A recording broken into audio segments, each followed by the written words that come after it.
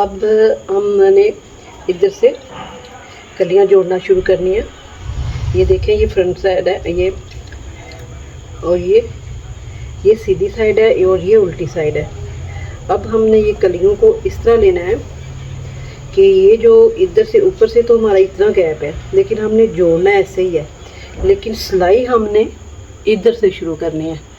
ادھر سے شروع اس لیے کرنی ہے کہ یہ جو ہمارا نیچے والا حصہ ہے یہ اس طرح برابر ہے، ایسے اس طرح برابر کر کے تو پھر ہم اس کو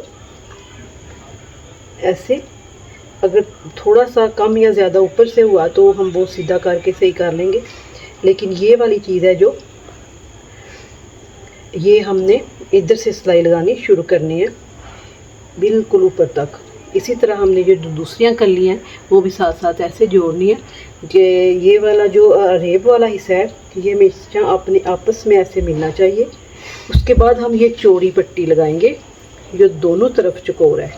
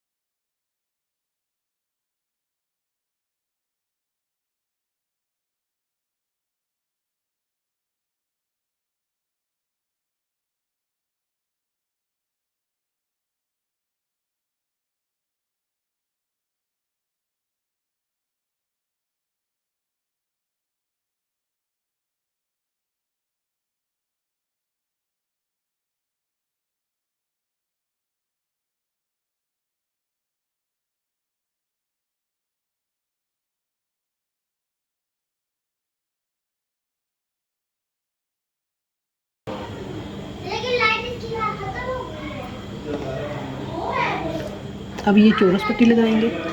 مومنا تھوڑی دیر چپ کر جو. اب یہ چورس پٹی لگائیں گے ہم.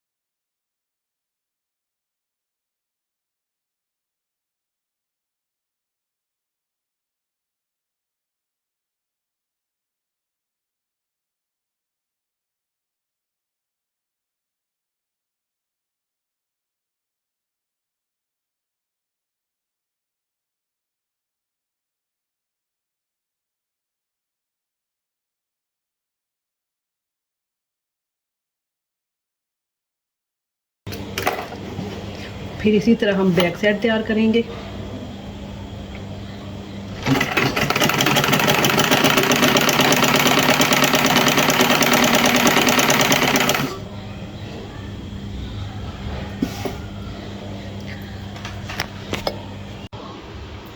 یہ دیکھیں یہ میں نے تیار کر لیا، اس کی کلیاں لگا لی ہیں. اس کی 6 کلیاں ہیں، آپ اس کی 8 کلیاں بھی بنا سکتی ہیں. تو یہ بہت آسان ہے سلائی میں، لیکن آپ نے شروع جو فراق ہوتی ہے وہ ادھر سے نیچے سے ہی کرنی ہوتی ہے، کیونکہ اس پہ جو بریک جو چونٹ ہے کیونکہ ان کٹنگ نہیں ہوتی، اور جو اس کی سلوٹ وغیرہ ہوتی ہے وہ اوپر نکل جاتی ہے، پھر وہ ہم نکال لیتے ہیں. تو یہ اس کی پارٹ 2 کی ویڈیو تھی کہ پارٹ 1 میں نے اس کی کٹنگ بتائی تھی، اور اس میں نے آپ کو اس کی سٹیچنگ بتائی ہے. تو یہ تھی اس کی فائنل لک. اگر آپ کو اس میری ویڈیو پسند آئے لائک کریں، شیئر کریں، سبسکرائب کریں. اللہ حافظ. بسم اللہ الرحمن الرحیم. अस्सलाम वालेकुम नाज़रीन, आज मैं आपको जो कलियों वाली फ़्रॉक मैंने पार्ट 1 में कटिंग की थी उसकी स्टिचिंग करके बताऊंगी वो किस तरह आपने इसकी स्टिचिंग करते हैं। तो आइए चलते हैं सिलाई की तरफ।